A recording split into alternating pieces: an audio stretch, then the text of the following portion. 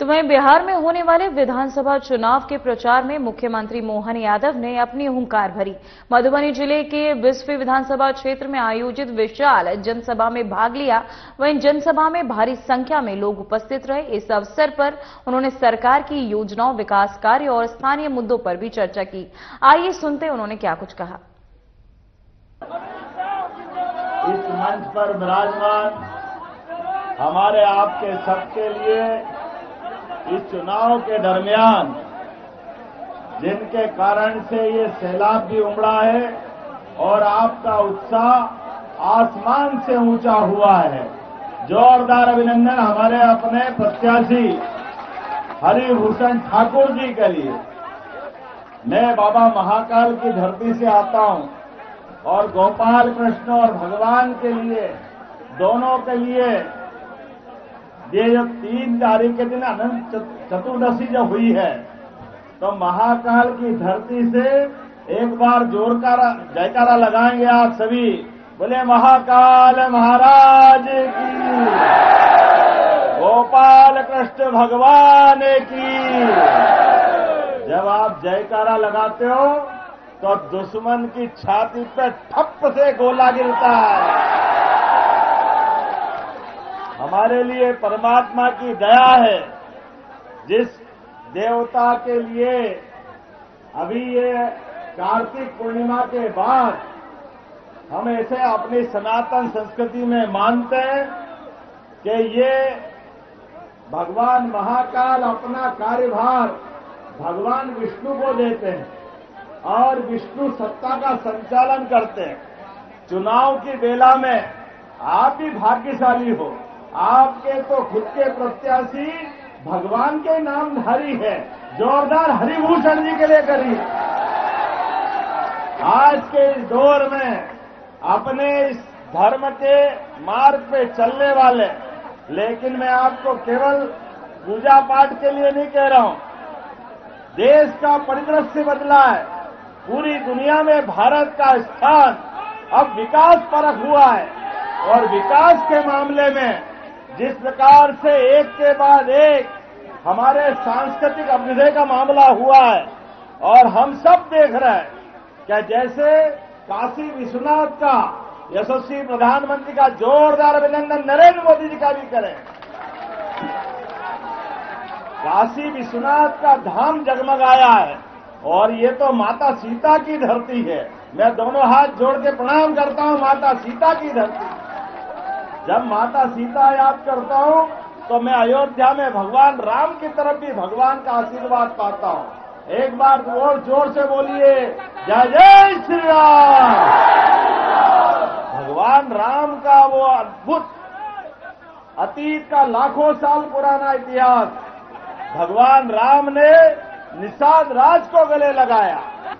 ऐसे भगवान राम के लिए भी ये हमारे कांग्रेस और कांग्रेस के साथ वाले लोग जीवन भर प्रमाण पूछते रहिए। सुप्रीम कोर्ट, हाई कोर्ट, कहां पैदा हुए राम, किसने देखे, कौन प्रमाण देगा। अब आप बताओ, भगवान राम और कृष्ण की धरती पर भी अयोध्या में भगवान राम पैदा हो, कितना दुर्भाग्य कांग्रेस के लोगों का। वो वहां प्रमाण मांग रहे थे, वो तो सुप्रीम कोर्ट के लिए जोरदार अभिनंदन करें। सुप्रीम कोर्ट के आधार पर जब कोर्ट में फैसला हुआ, गृह मंत्री अमित शाह जी, यह उनकी सरकार है। हमने सबने देखा, पूरी दुनिया ने देखा, धूमधाम से मंदिर भी भूमि पूजन हुआ और भगवान राम भी मुस्कुरा रहे हैं अयोध्या के अंदर। ये आपका हमारा एक संबंध, लोकसभा विधानसभा चुनाव भले होते हैं, लेकिन लोकतंत्र की खूबसूरती है, अपनी अपनी पार्टी के लोग अपने अपने ढंग से बात करते हैं। तो अतीत की गौरवशाली अच्छी बातों को भी सबके सामने रखना चाहिए। मुझे इस बात की प्रसन्नता है, बाबा महाकाल के महालोक बनने के बाद उज्जैन का पर्यटन का व्यवसाय एकदम बदल गया। पहले 50-60 लाख लोग साल में आते थे, अभी बीते साल ही 7 करोड़ से ज्यादा लोग हमारे अपने उज्जैन में आए। तो बाबा महाकाल के लोग के आनंद के बाद भविष्य में सीता माता का धाम भी जो जगमगाएगा, पूरी दुनिया के लोग बिहार आएंगे, जोरदार अभिनंदन माता सीता के लिए भी करें। अब कांग्रेस और इनके साथ वाले से पूछो, आपने क्यों माता सीता के मंदिर का धाम जगमगाने का काम नहीं किया? आप नहीं करने वाले हो क्योंकि आपका मन छोटा है, आप उस छोटे मन से बाहर नहीं आते हो। अरे अब तो यशस्वी प्रधानमंत्री की डबल इंजन की सरकार है, जिनके घर गाय और जो गाय पाले वो घर घर गोपाल होना चाहिए कि नहीं? गोपाल है कि नहीं है? और जिसमें 33 करोड़ देवी देवता का वास हमारी सरकार ने भी तय किया है। माननीय मोदी जी के नेतृत्व में हर राज्य में दूध उत्पादन बढ़ रहा है। दूध उत्पादन बढ़ाते बढ़ाते हर घर में दूध, दही, घी की नदियां बहते हुए हजारों साल से पहचान थी। हमारे यहाँ पशुपालन के आधार पर हमारे लोगों की आय बढ़ना चाहिए। मुझे इस बात की प्रसन्नता है, हरियाणा के मंत्री भी बैठे और आपके राज्य का तो नाम ही हरि से है और ये बिहार के लोग भी है। आपका भी नाम भगवान कृष्ण से ही है। बिहार का नाम वृंदावन बिहारी लाल की। और ये भगवान कृष्ण के नाम पे जिस राज्य का नाम हो तो आपके साथ बात करने का आनंद और दोगुना बढ़ जाता है और आनंद आ जाता है। जब मैं माता बहनों की तरफ देखता हूं, आपकी भावना के अनुसार जब अयोध्या में भगवान राम मुस्कुरा रहे हैं और मथुरा वाले ने क्या बिगाड़ा, वहां भी आनंद आना चाहिए कि नहीं आना चाहिए? इधर से बोलो, आना चाहिए कि नहीं आना चाहिए? तो हमारा जमुना जी का कृष्ण कन्हैया सबकी आंखों का तारा, आइए धूमधाम से भगवान राम अगर मुस्कुरा रहे हैं तो मथुरा धाम भी मुस्कुराना चाहिए, उसका संकल्प करें। ये चुनाव इन सारी बातों के लिए है। अरे भगवान राम और कृष्ण की धरती, दुनिया इस देश को इस नाम से ही जानती है, लेकिन कुछ लोग भगवान राम और कृष्ण के बारे में, इसकी भावनाओं के बारे में प्रश्न उठाते हैं। अरे दुनिया के किसी देश में चले जाओ, अमेरिका, इंग्लैंड, किसी देश में जाओ और कोई आपसे परिचय पूछे कि आप कहां से आए, आप इतना बता दो हम भगवान रामकृष्ण की धरती से आए, वो अपने आप के लगा ये हिंदुस्तान से आए, ये पहचान हमारी हजारों साल से जो पहचान है, उस पहचान के बलबूते पर अपनी संस्कृति को स्थापित करने के लिए माननीय प्रधानमंत्री कितने प्रकार से काम कर रहे हैं। वो नालंदा विश्वविद्यालय जो हजारों साल से अपने बच्चों को पढ़ा लिखा के आगे बढ़ाता था, वो विश्वविद्यालय भी अगर पुनर्निर्माण के आधार पर दुनिया के लोगों को आकर्षित कर रहा है तो उसमें किसी का योगदान अगर है तो फैले हुए कीचड़ में ये कमल के फूल वालों का योगदान है, एनडीए वालों का योगदान। जिस प्रकार से समय बदला है, मैं आज आपके बीच और दो चार बात करना चाहूंगा। मैं आज ये हरिभूषण जी का जीवन का अलग से चित्र देख रहा था। ऐसा कोई तो चाहिए, भगवान कृष्ण ने सदैव अधर्म के खिलाफ लड़ाई लड़ी, सदैव सच्चाई की लड़ाई लड़ी। भगवान कृष्ण के जन्म से लेकर के उनके शरीर छोड़ने तक उन्होंने सदैव अधर्म का मुकाबला किया। ये चुनावी धर्म और अधर्म के बीच में है। हमारा सबका ध्यान याद रखना, दुश्मन बहुत चालाक है, बहुत झूठ बोलता है, पता नहीं क्या क्या बोलता है और कितनी गाली देते, क्या क्या नहीं बोलते। अब राहुल गांधी नेता प्रतिपक्ष, कितने दुर्भाग्य के साथ बोलना पड़ेगा।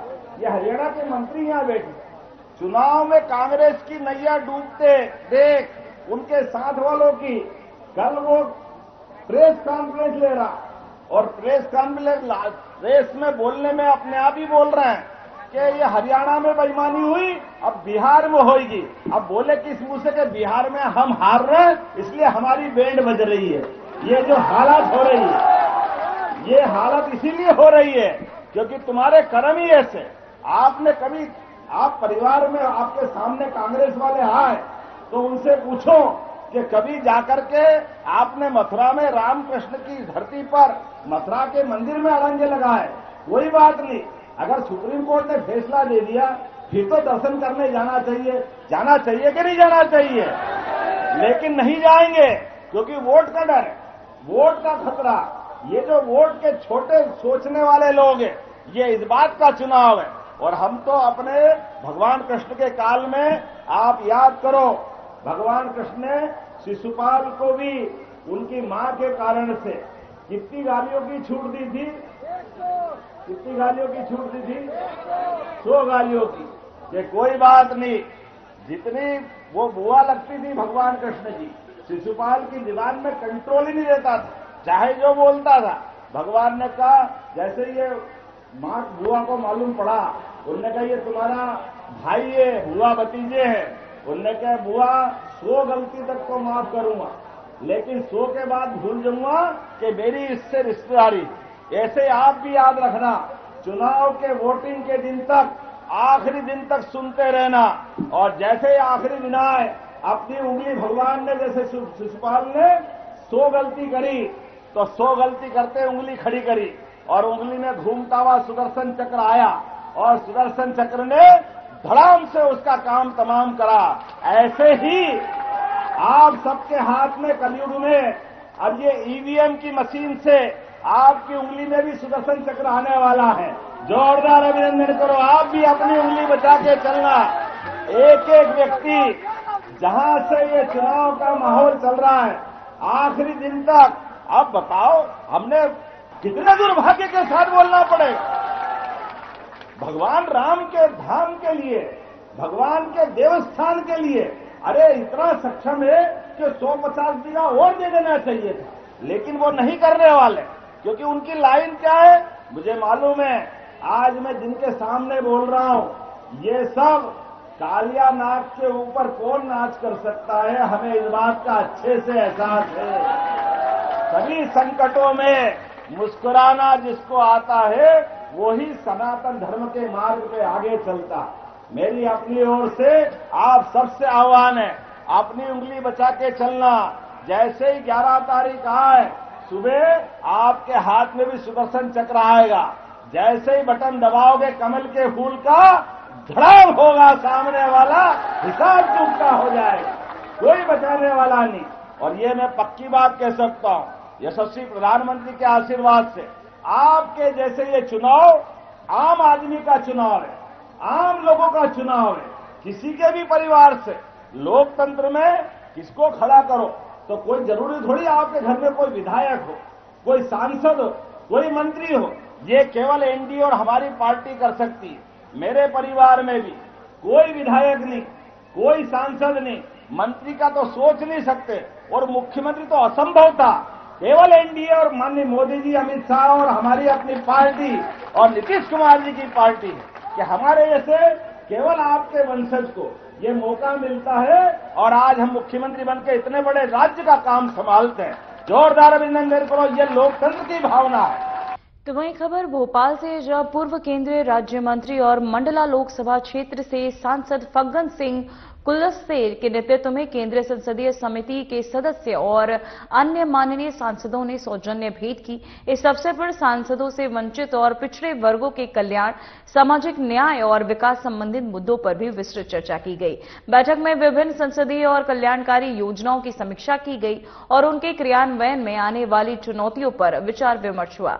वहीं सांसद फग्गन सिंह कुलस्ते ने बैठक में उपस्थित सांसदों का स्वागत करते हुए कहा कि समिति का उद्देश्य एससी/एसटी समुदाय के उत्थान और सामाजिक समाधान को बढ़ावा देना है, समानता को बढ़ावा देना है। साथ ही उन्होंने ये भी कहा कि विभिन्न योजनाओं के प्रभावी क्रियान्वयन के लिए सांसदों के सुझाव और मार्गदर्शन बहुत महत्वपूर्ण है।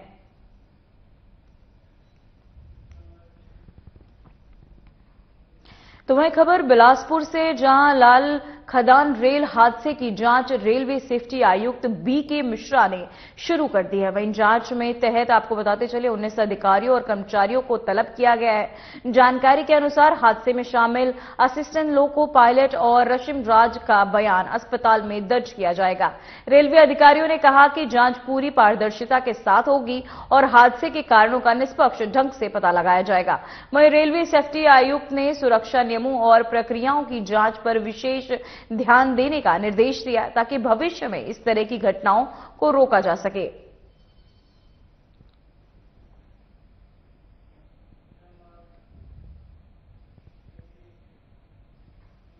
तो वहीं इंदौर से खबर सामने आ रही है, जहां राशन के चावल की कालाबाजारी का यह मामला सुप्रीम कोर्ट ने एडीसीपी को किया तलब। आरटीआई इंद्रमणि पटेल को किया गया तलब। वहीं गलत शपथ पत्र पेश करने का आरोप भी लगाया।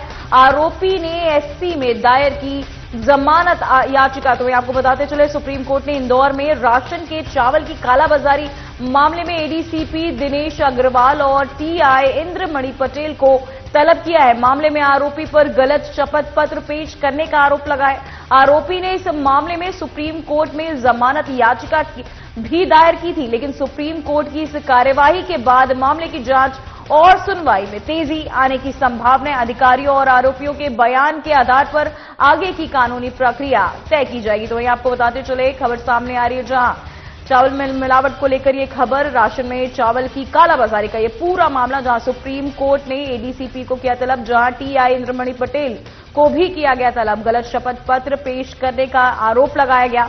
वहीं आरोपी ने एससी में दायर की जमानत याचिका, जहां सुप्रीम कोर्ट ने एडीसीपी को किया तलब।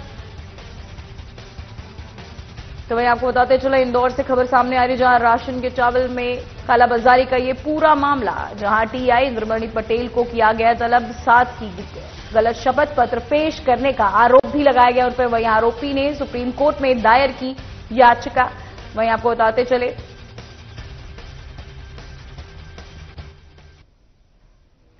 तो वहीं भोपाल में कांग्रेस नेता अरुण यादव ने लंबी रेस के घोड़े वाले बयान पर बीजेपी ने तीखी प्रतिक्रिया दिया है। विधायक रामेश्वर शर्मा ने कहा कि कांग्रेस कार्यकर्ताओं को गधा घोड़ा कहना अपमानजनक और अस्वीकार्य है। उन्होंने कहा कि ऐसे बयान राजनीति में विभाजन और असंतोष पैदा करते हैं और इसे किसी भी सूरत में बर्दाश्त नहीं किया जाएगा। बीजेपी नेताओं ने अरुण यादव से माफी मांगने और ऐसे विवादित बयान देने से परहेज करने की मांग की है।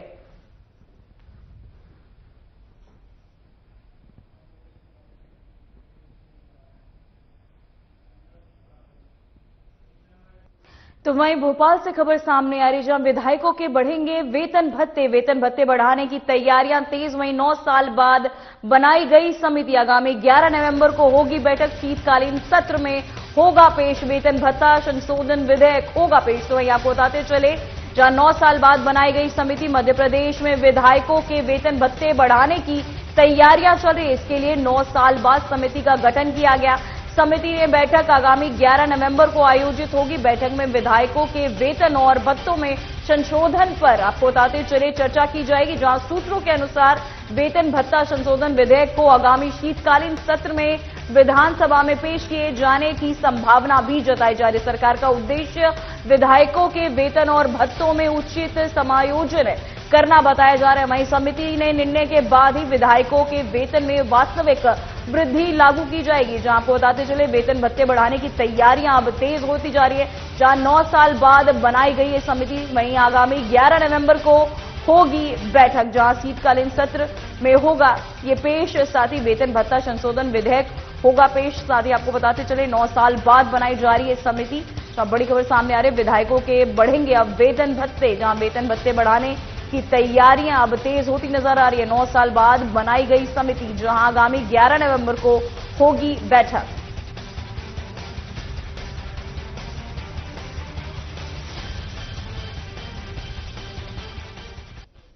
तो वहीं खबर नरसिंहपुर से है, जहां खाद के लिए किसानों की लंबी कतारें नजर आ रही हैं। सुबह 4 बजे से सड़कों और किसानों खाद वितरण केंद्रों पर पहुंच रहे हैं, जहां आपको बताते चले कि लेकिन केंद्र के दरवाजे अभी भी बंद है।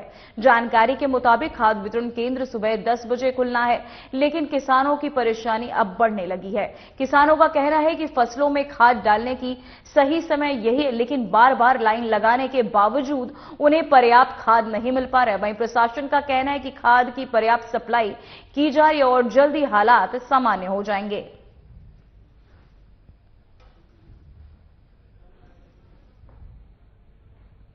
तो वही खबर इंदौर से, जहां नावदापत इलाके की 4 केमिकल फैक्ट्रियों में भीषण आग लग गई। आग इतनी तेज थी कि लपटें दूर दूर तक दिखाई दी। घटना की सूचना मिलते ही दमकल की कई गाड़ियां मौके पर पहुंची और आग पर काबू पाने की कोशिश जारी है। वहीं इलाके में घना धुआं फैलने से आसपास के लोगों में दहशत का माहौल देखा गया। प्रशासन ने इलाके को खाली करवाया और आसपास की फैक्ट्रियों को भी सुरक्षा के लिहाज से बंद करा दिया गया। इंदौर में नावदापत में लगी आग ने मचाई अफरा तफरी। तो वहीं आपको बताते चले, जहां 4 केमिकल फैक्ट्रियों में लगी आग, दूर तक नजर आई आग की लपटें। जहां आसपास के इलाकों में आपको बताते चले, लोगों में दहशत का माहौल भी देखा गया।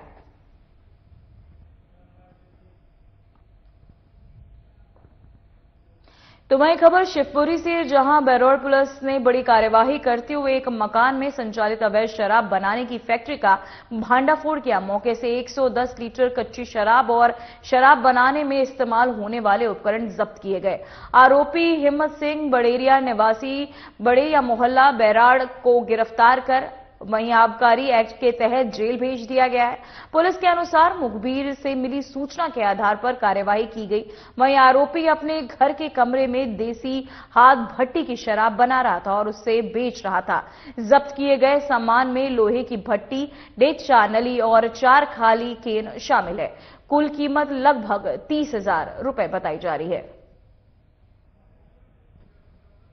आज सुबह मुखबिर द्वारा सूचना प्राप्त हुई कि बेड़िया मोहल्ला बैराड़ में हिम्मत सिंह बेड़िया अपने गोड़ा में बने कमरे के अंदर भारी मात्रा में अवैध रूप से शराब रखे हुए हैं। उस सूचना के आधार पर दबिश दी गई तो आरोपी के कब्जे से 110 लीटर कच्ची देसी आपूर्ति की शराब तथा शराब बनाने की भट्टी, ढेगचा हथियार बरामद किया गया है। आरोपी के विरुद्ध 34 के तहत कार्रवाई की गई है। आरोपी को जेल भेजा जा रहा है। फिलहाल खबरों में इतना ही। मुझे दीजिए इजाजत। नमस्कार।